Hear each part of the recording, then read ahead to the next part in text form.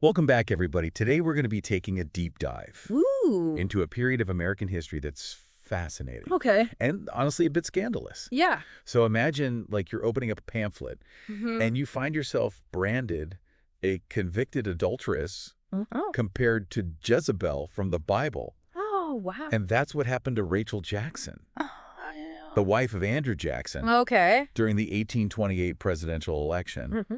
The stress from that might have even contributed to her death. Yeah, it's really a heartbreaking story. Yeah. And it kind of sets the stage for this brutal, no-holds-barred politics that really defines Jackson's era. Yeah. So we're going to unpack that wild election, Okay. explore how his presidency ushered in this whole new era of American politics, and we'll dig into the juicy scandals that rocked D.C. Okay, so all this comes from a single source. Yes. An episode of the History That Doesn't Suck podcast by Professor Greg Jackson. Yeah. It is so good. It's such a great podcast. Yes. He does such a good job setting the scene. Yeah. So it's 1825. Okay. America's growing like crazy. We're expanding westward. Mm-hmm. There's this surge towards a more democratic system. Yeah. But even as John Quincy Adams is taking office, Right. the political wheels are already turning for the next election. Oh, wow. Talk about pressure from day one. Oh, yeah. But this wasn't just any election. Yeah. This was like a clash of titans. Yeah. It was a battle between two completely different visions of America. Totally. So you have John Quincy Adams, a Harvard-educated intellectual Right. representing the established elite, versus Andrew Jackson, Yeah. the war hero who was seen as a champion of the common man. The champion of the common man. Yeah. Yeah. And on both sides were absolutely convinced Mhm. that if the other guy won, it would just be disaster for the nation. Wow. It wasn't just about like policy disagreements. Right. It was about fundamental ideas of what America should be. Wow. Yeah. So that sense of urgency, that fear, that really fueled the fire of the campaign. Yeah. And that's where things get interesting Oh, yeah. because the gloves come off. Yeah. We're not talking about like your average political disagreements here. No, no, no. Team Adams goes all in Oh, yeah. on these personal attacks. Yeah. Spreading lies about Jackson's mother being a prostitute. Oh, my God. And even claiming that Jackson himself was part black. These were incredibly inflammatory accusations Yeah. designed to just completely discredit Jackson and Yeah. tap into some of the deepest prejudices of the time. Yeah. You know, it's a stark reminder that even back then, campaigns could get incredibly nasty. Yeah. And Team Jackson, Mm-hmm. they didn't exactly hold back either. No, they did not. They countered by accusing John Quincy Adams Yes. of using taxpayer money for gambling. Oh, geez. And even went so far as to claim that he had like pimped out Oh, wow. an American girl What? to the Tsar of Russia. Oh, my gosh. That's wild. It's insane. It's almost like a time warp, you know? Just seeing these same tactics of Mm. character assassination and these wild accusations No. playing out centuries apart Yeah. really makes you wonder if things have actually gotten worse or if we're just more aware of it now because of how quickly information spreads. Right. It's definitely something to think about. It is. But Yeah. before we go too far down that rabbit hole, Okay. let's get back to Rachel Jackson. Yes, yes. Her story in all of this is just tragic. Yes, so the attacks on her character were relentless and vicious. Mm-hmm. To be labeled an adulteress and a bigamist in that time period Yeah. was just socially devastating. Yeah. And you have to remember, she was already dealing with the recent death of their adopted son Right. and struggling with her own health problems. Yeah. So on top of all that personal grief and stress, Yeah. she's hit with these just horrible accusations spread through these pamphlets and gossip. And just a few days after reading those leaflets, she has a fatal heart attack. Oh, my God. And now we can't say for certain that the slander directly caused her death. Right. But it undoubtedly played a role. Yeah. It's impossible to ignore the timing and the immense emotional toll those attacks must have taken. Yeah, you can really feel Jackson's rage and grief Oh, in yeah. the source material. Mhm. He was just utterly devastated Yeah. and swore he'd never forgive her murderers. Wow. It's powerful stuff. Wow. But even amidst all of this personal turmoil, Yeah. Old Hickory still manages to win the election. He does. How did he pull that off? It's actually quite fascinating. Yeah. Jackson really understood how to connect with voters on a personal level even back then. Oh, wow. He embraced what we might call modern campaigning techniques. Okay. Catchy slogans, memorable visuals like hickory canes, Oh, yeah. and grassroots organizing. Wow. He was mobilizing the common man in a way that no one had really done before. So he was sort of like a populist pioneer in a way. Absolutely. He laid the groundwork for this new style of politics. Wow. That resonated with a much broader electorate Yeah. than the traditional elite. Right. And even his victory celebration was a testament to that. Oh, yeah. Tell us about that infamous inauguration. Imagine thousands of well-wishers descending on the White House, Okay. eager to celebrate their new president. Sounds great in theory. Right. But things got out of control fast. What happened? People started tearing down curtains. No way. Servants are pushing punch bowls out onto the lawn to try and control these crowds. Oh, no. And by the end of it, the White House was basically trashed. It sounds more like a frat party than a presidential inauguration. It definitely wasn't the picture of presidential decorum that some had hoped for. Tightly. But it really speaks to that fervor surrounding Jackson and Yeah. the way he just captured the public imagination. Yeah. He was seen as one of them, Yeah. man of the people. Yeah. And they were determined to celebrate him, even if it meant turning the White House upside down. It definitely sets the tone for a presidency that was anything but ordinary. Oh, yeah. And from what I've heard, that rowdy spirit kind of continued into his governing style, Yes, particularly when it came to his controversial spoils system. that's right. Okay, I'm intrigued. Break down this spoils system for us. Okay. What was that all about? Well, Jackson came into office with this idea of rotation in office. Okay. He believed that government officials shouldn't hold their positions indefinitely, Right. arguing that it bred corruption Mm-hmm. and created an elite class detached from the needs of the people. Okay. So what did he do? Yeah. He started replacing a lot of the existing government employees Oh, okay. with his own loyal supporters. So he was basically cleaning house Yeah. and bringing in his own team. Uh-huh. Sounds a bit like what happens after a modern-day election Right. when the new president appoints their cabinet and advisors. I mean, it's very similar, actually. Yeah. But back then, this practice wasn't as established or as regulated as it is today. Right. And while Jackson's stated goal was to prevent corruption Mhm. and make the government more responsive to the people, Right. it really opened the door for patronage and favoritism. Okay. Basically, it became a way to reward political allies and punish opponents. I can see how that could lead to some problems. Yeah.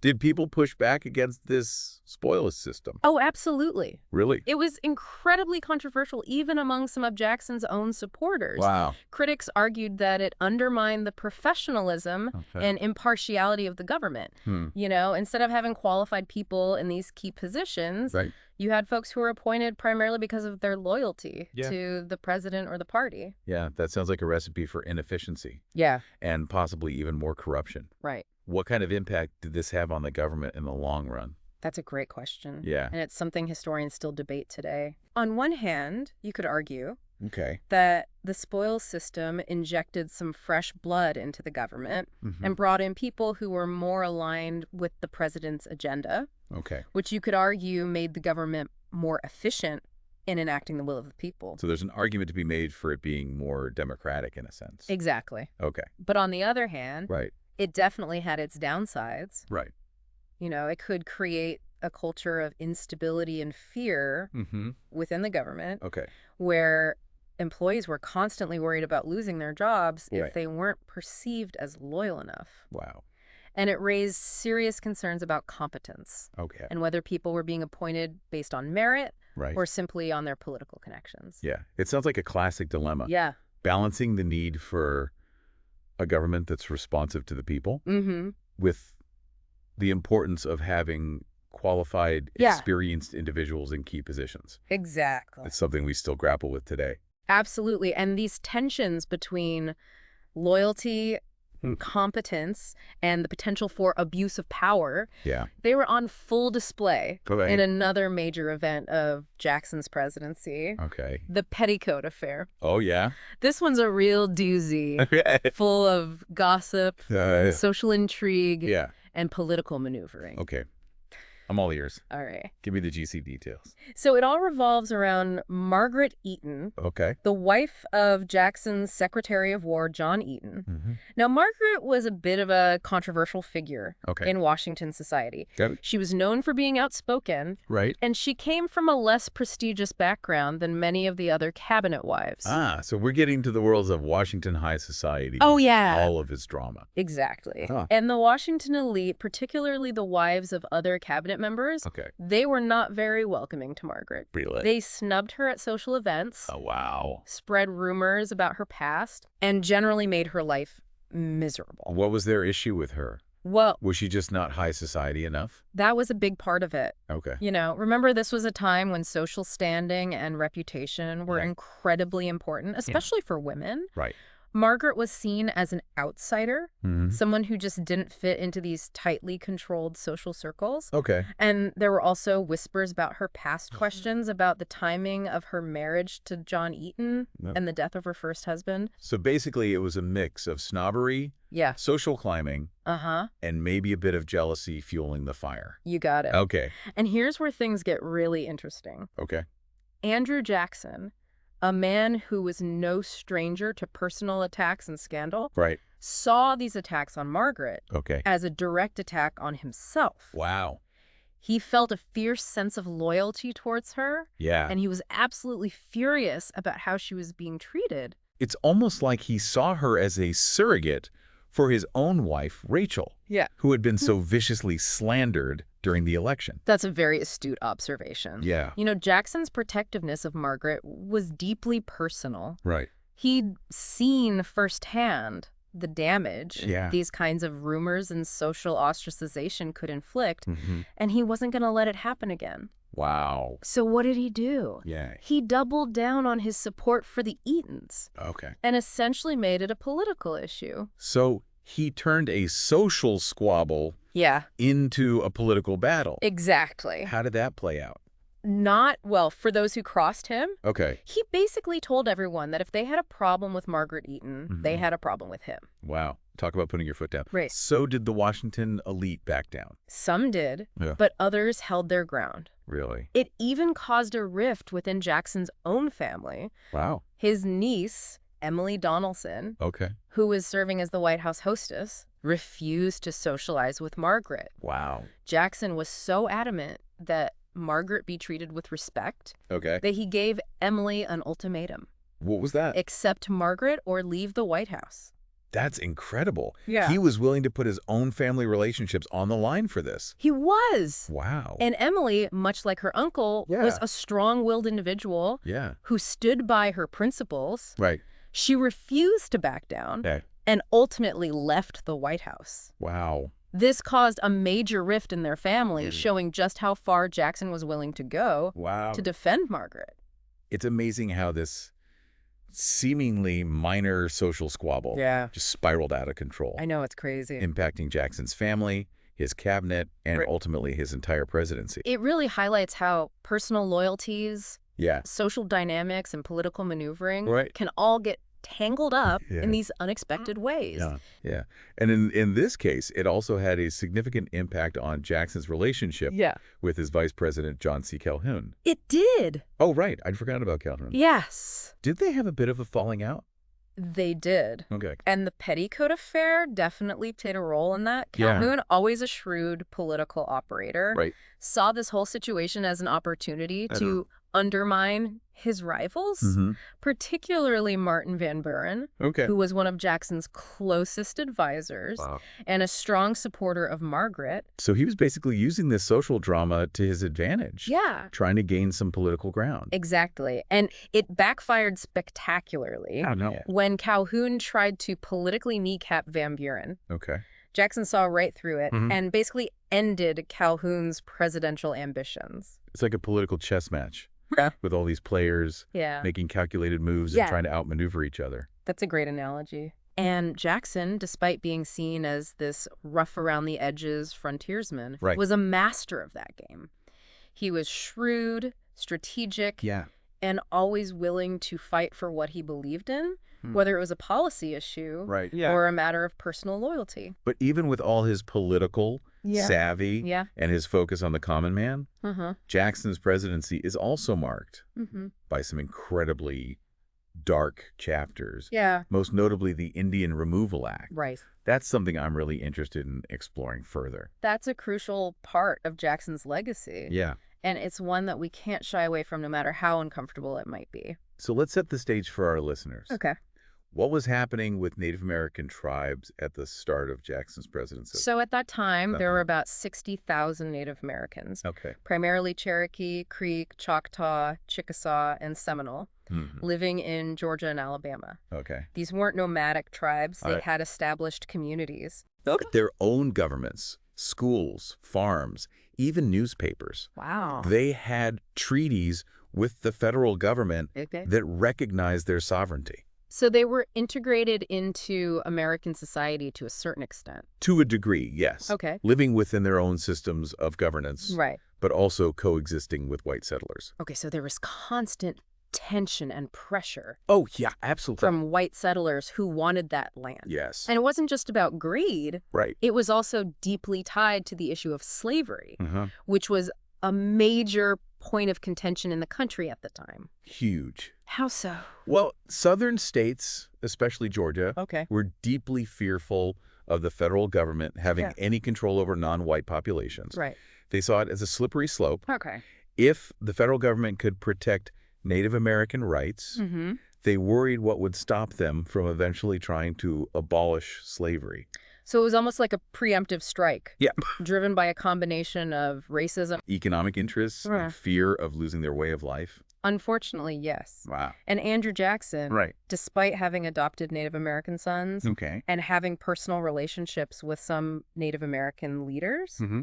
ultimately sided with the states on this issue. That's another one of those contradictions in his character, isn't it? It is. He could be compassionate and fiercely loyal on an individual level, Right. but when it came to broader policy, Yeah. he could also be incredibly ruthless and unforgiving. Absolutely.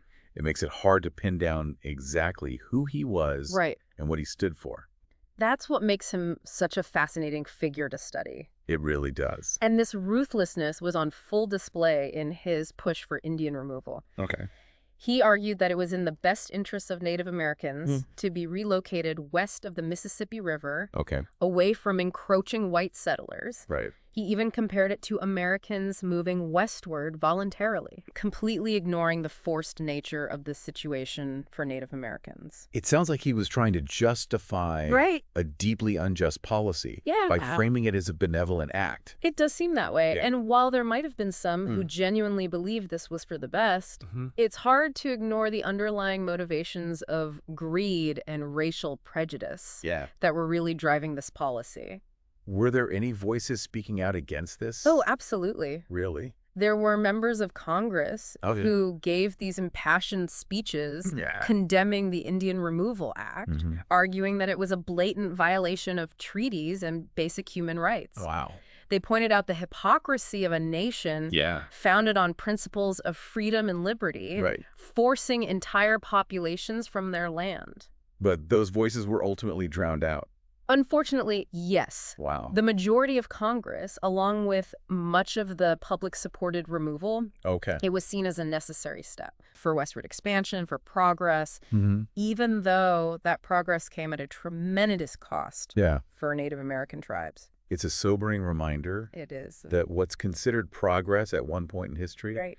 can look very different in hindsight. Yeah, it makes you wonder what policies we support today Right. that future generations might look back on with horror. That's a very thought-provoking question, It is. and one worth pondering. Yeah. But let's not get too far ahead of ourselves. Yeah. Tell me what comes to mind when you hear the phrase Trail of Tears. Well, I immediately think of the forced relocation of these Native American tribes, the horrific conditions they faced, Right. and the thousands who died along the way. Yeah, It's one of the most tragic chapters in American history. absolutely. And it's precisely what happened when the Indian Removal Act was implemented, despite the Cherokee Nation's attempts to fight the law in court. Wow. Removal began almost immediately, and it was brutal. Tribes were forced to march hundreds of miles, Oh my gosh. often in That's harsh weather conditions, Right. with inadequate supplies and little regard for their well-being. So the Trail of Tears is a literal description Sadly, yes. of those forced marches. It is. Wow. There are countless heartbreaking accounts from that time. Yeah. One eyewitness describes the Choctaw people marching across his land under the pressure of hunger without any covering for their feet, legs, or body except a cotton underdress, as temperatures dropped below freezing. Oh my God. It's estimated that thousands died during these forced relocations. It's just horrific. It is. And it wasn't just the physical suffering, Right. but the emotional and cultural devastation as well. Exactly. Imagine being ripped from your ancestral lands, your home, Yeah. your entire way of life. Exactly. Wow. The trauma inflicted by these forced removals Right. continues to reverberate through Native American communities even today. Yeah. It's a deep wound that hasn't fully healed. And Jackson, for all of his charisma, Hmm? his political victories, and his image as a man of the people, Yeah. is directly responsible for this tragedy. It's a difficult legacy to reconcile. It is. Yeah. And it's important to remember Right. that history is rarely black and white. Right. Even those who are seen as heroes Mm-hmm. can make decisions that have devastating consequences. Wow. Yeah. It's up to us to learn from those mistakes Yeah. and work towards a more just and equitable future. Well said. Thank you. This deep dive has certainly given me a lot to think about. Good. It's amazing how much we can learn Yeah. from looking back at these complex and often troubling moments in our past. I agree. And speaking of looking back, Yeah. I think it's important to address the role of the Supreme Court in all of this. Oh, right. Yeah. I remember you mentioning John Marshall, the Chief Justice, earlier. Mm-hmm. He was still on the bench Yes, he was. during Jackson's presidency, wasn't he? Yes. And he had a rather complicated relationship Yeah. with this whole Indian removal issue. Okay. So when the Cherokee Nation sued Georgia Right. over the state's attempt to nullify their laws Okay. and seize their land, Yeah. Marshall's ruling was a bit of a mixed bag. What do you mean? Well, he basically said that the Cherokee were a domestic dependent nation, Okay. not fully sovereign. Mm-hmm. So they had to abide by Georgia's laws, Oh. which of course wasn't what the Cherokee were hoping for. So not exactly a victory for Native American rights. No, it wasn't. Wow. But the following year, when some white missionaries who were supporting the Cherokee Okay. sued Georgia for their freedom after being imprisoned, Okay. Marshall and the court sided with the missionaries. Oh, wow. They declared Georgia's actions unconstitutional, Mm-hmm. essentially saying that the state had overstepped its bounds. So the Supreme Court was trying to push back They were, against Jackson's policy. yeah. Okay. But here's where it gets interesting. Jackson basically ignored them. Right. He's famously quoted as saying, "John Marshall has made his decision, now let him enforce it." He straight up defied the Supreme Court. He did. That's a pretty bold move, It was, and it speaks to Jackson's personality, right? his unwavering belief in his own authority, Yep. and his willingness to challenge even the highest court in the land. It's almost like he was saying, I'm the president and I'll do what I think is best, Yeah. regardless of what the courts say. That's a pretty accurate assessment. Yeah. And it raises some really interesting questions about the balance of power Right. between the different branches of government. That's definitely something to ponder. It is. So looking back at all of this, Yeah. at the triumphs and the tragedies, the Yeah. political maneuvering and the personal dramas, Mm-hmm. what do you think is Andrew Jackson's ultimate legacy? Well, It seems like he was a man of contradictions, you a are. champion of the people, Mhm. who also wielded power in incredibly ruthless ways. You've hit the nail on the head. Yeah. Jackson's legacy is one of complexity and contradictions. Right. You know, he expanded democracy in many ways, Mm-hmm. empowering the common man Right. and challenging the established elite. Yeah. But he was also responsible for policies that inflicted immense suffering on Native Americans. Right. And he solidified a system of political patronage Yeah. that many saw as corrupt. Yeah, it's hard to reconcile those two sides of the coin. It is. How do we make sense of a figure like that? That's the challenge and the beauty of studying history. Yeah. You know, it's not about simply glorifying heroes or Right. condemning villains. Mhm. It's about understanding the complexities of the past, Yeah. grappling with the difficult legacies of those who came before us, Right. and learning from both their triumphs and their mistakes. Well said. Thank you. This deep dive has definitely given me a lot to think about. It makes me wonder what echoes of Jacksonian America Yeah. we still see in our own political landscape today. That's an excellent question to leave our listeners with. Yeah. What aspects of Jackson's personality or his approach to governing do you see reflected in contemporary politics? Right. And what lessons can we learn from his story, Yeah. both positive and negative, Mhm. as we navigate the challenges of our own time? Thanks for joining us on this deep dive into the world of Andrew Jackson. You're welcome. It's been a wild ride. It has been. Until next time, keep questioning, keep learning, and keep exploring the fascinating depths of history. Yeah, it really is fascinating to see how those echoes of the past still resonate today. Yeah. And speaking of echoes, Okay. I'm curious to hear more about those white missionaries Okay. who got caught up in the Indian Removal Act. Yeah. You mentioned that the Supreme Court actually ruled in their favor, right? That's right. So these missionaries, Okay. many of whom were working closely with the Cherokee Nation, Hmm. publicly opposed the removal policy. Got it. They saw it as this moral outrage, a betrayal of the government's promises to Native Americans, Yep.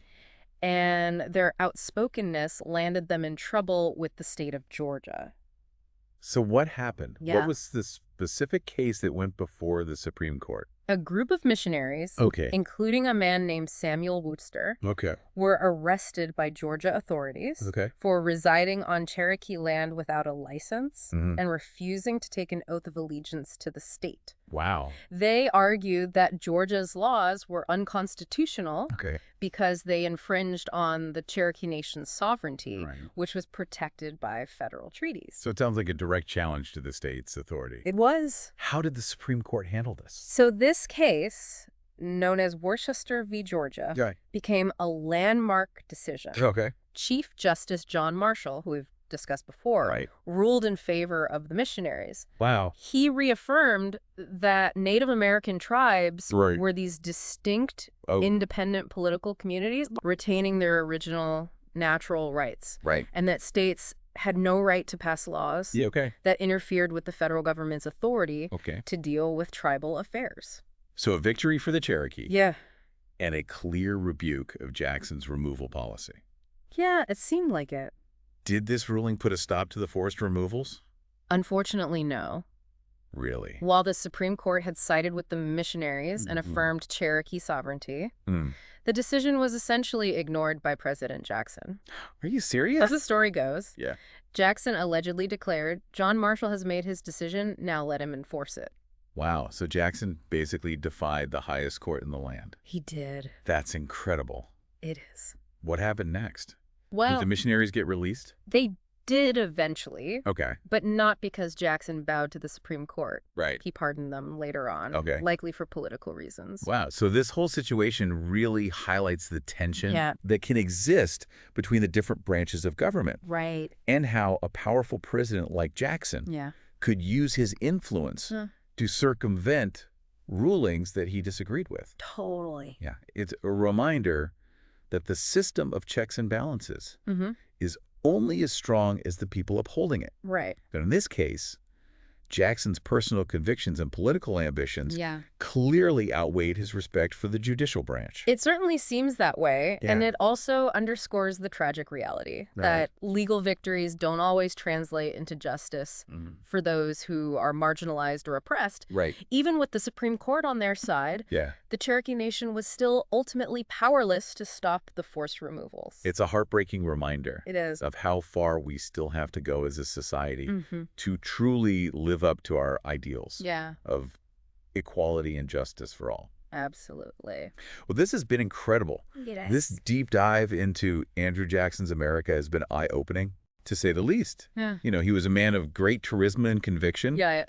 but also capable of great cruelty Yeah. and disregard for those who stood in his way. Exactly. And his story serves as a powerful reminder Mhm. that even those we consider heroes All right. can have deeply flawed legacies. Yeah. It's up to us to grapple with those complexities and learn from both the positive and negative aspects of history. Well, this deep dive has certainly given me a lot to think about. Good. Thank you so much for taking us through this fascinating Oh, you're welcome. and at times troubling Yeah. chapter of American history. It was my pleasure. All right, everybody. Thanks for tuning in. Yes. Thank you for listening. And we'll see you next time.